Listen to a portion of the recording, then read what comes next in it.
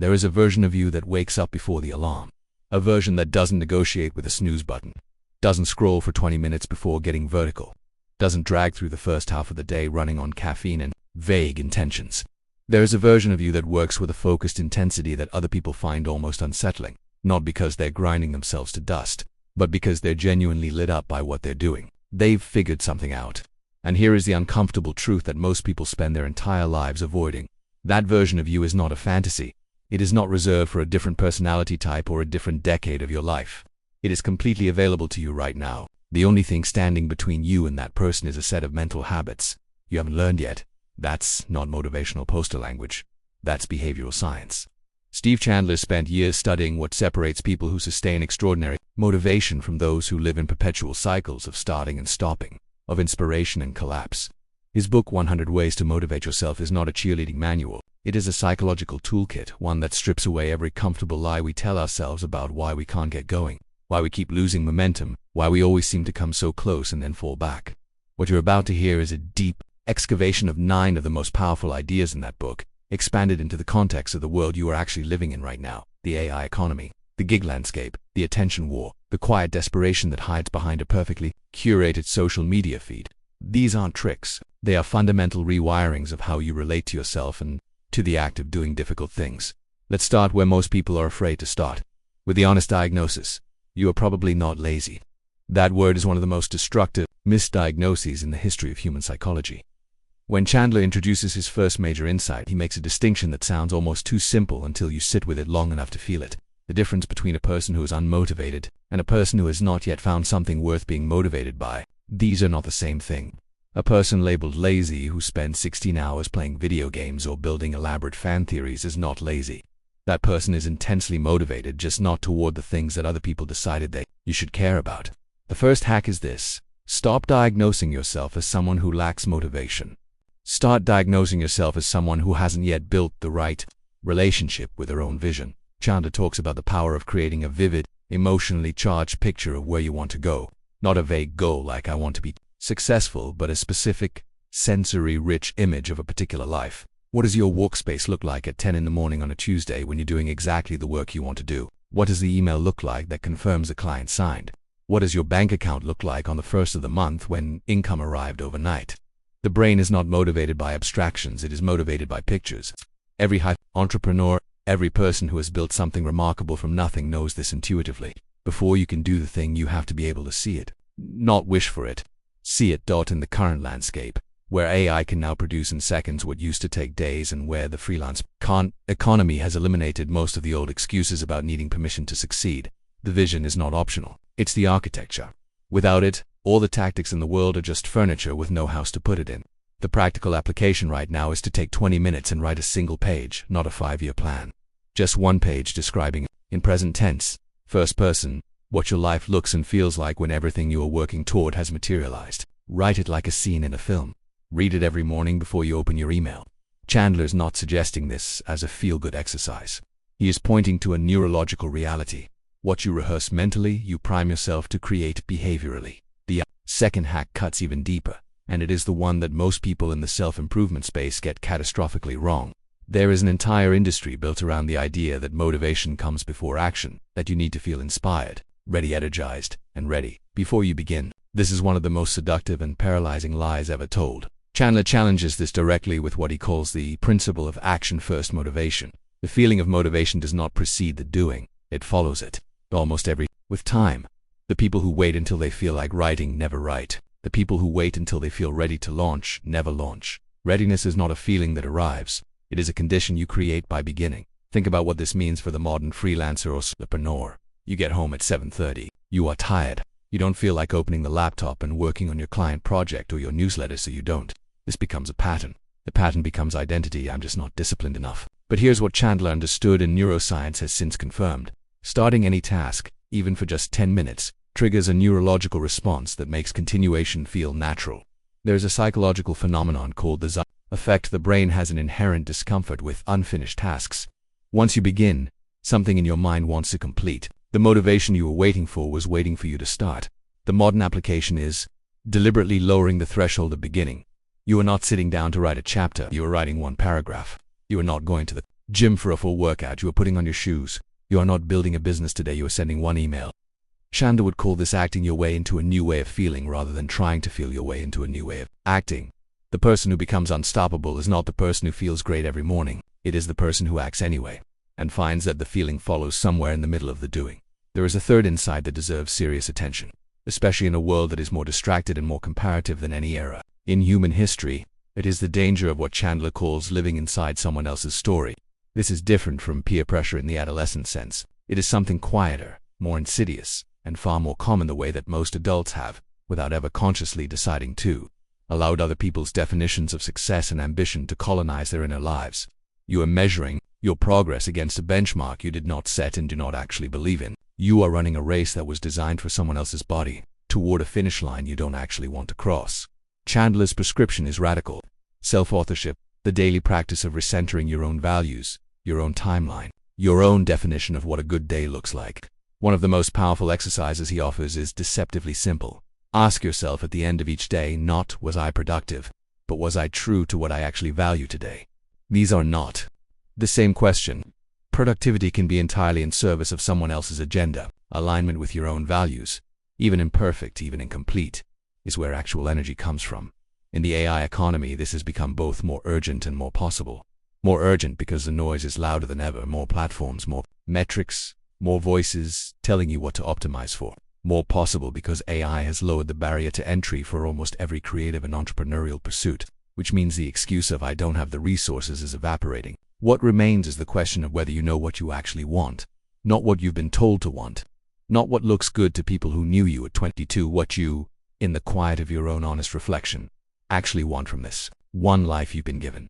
The fourth hack is about the stories you tell yourself in moments of difficulty. Chandler draws on cognitive behavioral psychology to make the argument that what determines your emotional state and therefore your behavior is not what happens to you, but the story you automatically tell yourself about what happens. Most people, when they encounter a setback, a failed launch, a lost client, a disappointing result, tell themselves a story that is global and permanent. I'm not good at this. This always happens to me. These are not honest assessments. They are emotional reactions dressed up as logical conclusions, and they are extraordinarily effective at killing motivation because they locate the problem inside your identity rather than inside a specific scalable behavior. Chandler calls this the shift from victim thinking to owner thinking, not because he wants you to blame yourself for everything, but because ownership is where power lives, and victimhood, however emotionally satisfying in the short term, is where power goes to die. The practical rewrite is this: every time you catch yourself in a global, permanent story about a setback, you force yourself to construct a specific, temporary, actionable story instead. Not, I'm bad at sales, but that particular pitch didn't land, and here are 3 specific things I could do differently next time. Not, I can't stay consistent, but I broke my habit streak this week, and I know exactly which trigger derailed me. Specificity is the antidote to helplessness, and in the current landscape where you can test a product idea in a week, build an audience in months, run an AI-assisted business as a team of one, the ability to rapidly reframe setbacks as data rather than verdicts is not just psychologically healthy, it is a genuine competitive advantage. The 5th hack is perhaps the most counterintuitive in Chandler's entire framework: the deliberate, strategic use of fear, not the suppression of fear, not the pretense that it doesn't exist, the conscious, intentional deployment of it as fuel. Most people relate to fear as something that should stop them, a signal that the path is wrong, that they are not ready. Chandler argues the opposite. He argues that fear, particularly the fear associated with meaningful pursuits, is almost always a signal that you are in exactly the right territory, that the thing you are most afraid to do is, with striking frequency, the thing that will most change your life if you do it. He distinguishes between 2 types of fear that are easy to confuse. There is fear that protects you from genuine danger, physical threat, legal risk, harm to people you love. That fear deserves to be listened to. And then there is the fear of being seen, the fear that you are not enough, that people will find out, that the work you make will be judged and found wanting. That second category is not protecting you from anything real.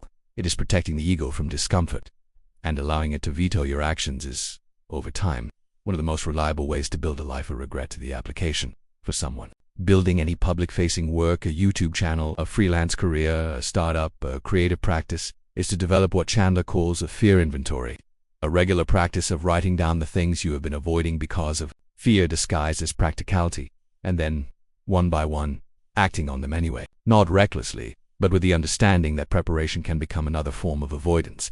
and that at some point the only thing between you and the person you want to become is the willingness to be seen before you feel ready. In a world where an AI can generate content but only you can generate genuine human courage and perspective, that willingness is increasingly your most differentiating asset. The sixth insight addresses something Chandler treats with unusual directness: the relationship between physical energy and psychological motivation. He argues that motivation is not purely a mental phenomenon. It has a profound physiological substrate, and if you are chronically sleep-deprived, sedentary, and living in a fog of digital overstimulation, no amount of mindset work will fully compensate. You are trying to run complex psychological software on hardware that has not been maintained. This is not about perfection or an elite athlete's regimen. It is the more modest but profoundly important point that your energy level is a choice, more than it is a circumstance. A choice to sleep 7 hours instead of 6. The choice to take a 20-minute walk instead of a second coffee. These are not health decisions in isolation, they are motivation decisions. Because every hour you spend in a depleted, foggy state is an hour where your best thinking, your most creative work, your deepest strategic action are simply unavailable to you. In the knowledge economy, where your mind is your primary productive asset, this is not optional maintenance. It is core infrastructure. The freelancer who sleeps well, moves their body, and manages their energy produces better work, wins more clients, makes clearer decisions, and sustains the kind of long-term motivation that builds something real. Chandler's challenge is this: stop treating your physical well-being as a reward you'll get to once you've achieved enough, and start treating it as the engine that makes achievement possible at all. The seventh hack moves into territory that most people find deeply uncomfortable in the question of the people you surround yourself with and the extraordinary, often invisible influence they have on your motivation and your sense of what is possible. Chandler is clear that allowing yourself to be surrounded by chronically negative, limiting, or pessimistic people is not a neutral act. It is a slow drain on every resource you have. Not because those people are bad, but because motivation is at least in part a contagion. It spreads, and so does its opposite. The psychological mechanism is well documented. Human beings unconsciously calibrate their sense of what is normal based on the expectations of the people closest to them. If everyone in your immediate world works a job they hate and treats ambition as a form of delusion, your brain begins to treat those norms as a ceiling, not because you consciously agree, but because repeated exposure shapes unconscious expectation. Chandler calls this raising your reference group, not to abandon people you love, but to deliberately seek out people who are operating at a level that challenges your current sense of what is possible in the digital age. This is never, with him, more accessible. Your reference group does not have to be people you have met in person. It can be the podcast on your commute, the newsletter with your morning coffee, the online community around your craft. The question is not whether you can access people who think bigger than your current environment. You can, immediately, at no cost. The question is whether you are intentional about it, as deliberate about the intellectual company you keep, as you are about the people you invite to dinner. The eighth insight speaks to one of the deepest sources of sustained motivation: the distinction between working toward something and working away from something. The person running toward a vision they love moves differently than the person running away from a situation they fear, but only one generates the kind of sustained, renewable drive that builds something lasting. Fear of poverty can make you work hard. Love of the life you are creating makes you work brilliantly, over years, through setbacks, without burning out. This has profound implications for how you frame your goals and structure your daily practice. Motivation, connecting your daily tasks, however mundane, to a larger sense of why. Not why in the abstract sense of a mission statement, but why in the visceral, personal, emotionally charged sense. Why does this matter to you, in your bones? A freelancer who frames their work as making rent is running away. A freelancer who frames the same work as building the freedom to live on my own terms and create the conditions for my children to see a different kind of life is running toward. The tasks may be identical. Action step is to create what Chandler would call a why document. A single page articulating with emotional specificity why you are doing what you are doing, not the resume version of your purpose. Return to it every time the work feels pointless, every time the progress feels invisible. It is an anchor. An anchor is one of the most valuable things you can own. The ninth and final hack is both the simplest and the hardest. It is what Chandler calls living in daytight compartments, a concept drawn from the wisdom tradition running through Marcus Aurelius. The most destructive thing you can do to your own motivation is to carry yesterday's failures and tomorrow's anxieties into the present moment, not because the past and future are irrelevant. This hour. Most people who struggle with motivation are not struggling with the task in front of them. They are struggling with the accumulated weight of every time they've failed before, plus the crushing anxiety of everything they're afraid might go wrong. Chandler's prescription is a daily ritual of mental resetting, beginning each day with a conscious act of releasing yesterday's score and refusing to borrow trouble from tomorrow. Not toxic positivity, not denial. A simple, disciplined return to the question, what is the one most important thing I can do right now? where the anxiety about obsolescence is real and pervasive. This practice is strategically essential. The person who can stay present. Clarity is a superpower. Slowly, almost imperceptibly, in the direction of a life that looks like your fear rather than your vision. The years have a way of moving fast in retrospect and slow in the living, and the gap between who you are. It accumulates quietly, one postponed decision at a time, one vision deferred at a time, not as a feel-good document, but as a challenge. A challenge to stop outsourcing your energy to circumstances, to stop waiting for the world to hand you a reason to move, to stop living at the mercy of your moods. The 9 principles you've encountered are not a checklist. They are a practice. Again and again, to be the author of your own momentum rather than the version of you that sustains effort through difficulty, that shows up even when the feeling isn't there, that runs toward a life they love rather than away from one they fear. That version is not born. It is made. It is made by the choices you always have. The question is simply whether today is the day you decide to use it.